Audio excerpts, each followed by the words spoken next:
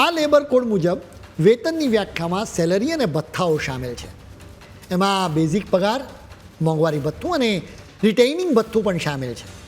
જો કર્મચારીના હાથમાં આવતી તમામ રકમમાંથી ભથ્થાઓની રકમ 50% કરતાં વધી જાય તો વધારાની રકમ પાછી વેતનમાં ઉમેરવાની રહેશે.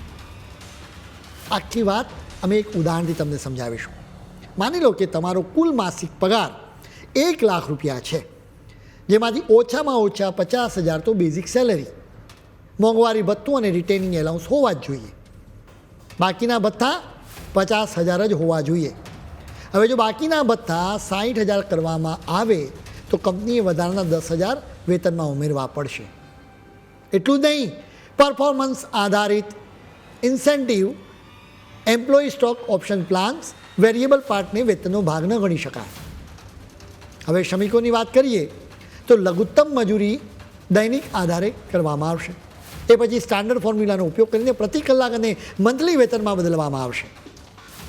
આ મંજૂરીની રકમ નક્કી કરતી વખતે સામાન્ય પરિવારની જરૂરિયાતોને પણ ધ્યાનમાં રાખવામાં આવશે, જેમ કે ભાડું, લાઇટ બિલ, મેડિકલ ખર્ચ અને બીજા પાયાની જરૂરિયાતોને ધ્યાનમાં રાખવામાં આવશે.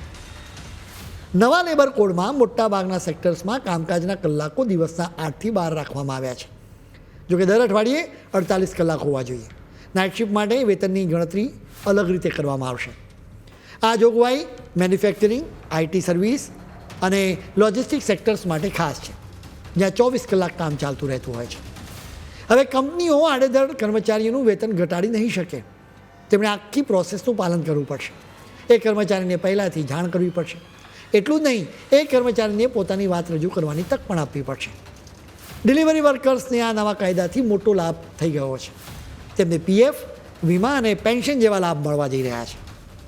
નવા કાયદાઓમાં ગ્રેજ્યુટી વિશેનો નિયમ જાણવા માટે બધા જ લોકો આતુર છે.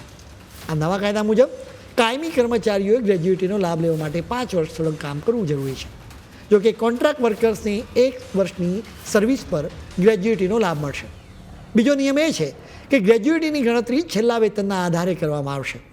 એમાં મેન્યુઅલ પરફોર્મન્સ બેઝડ વેતન, સ્ટોક વિકલ્પ અને ફૂડ વાઉચર વગેરેને સામેલ નહીં કરી શકાય.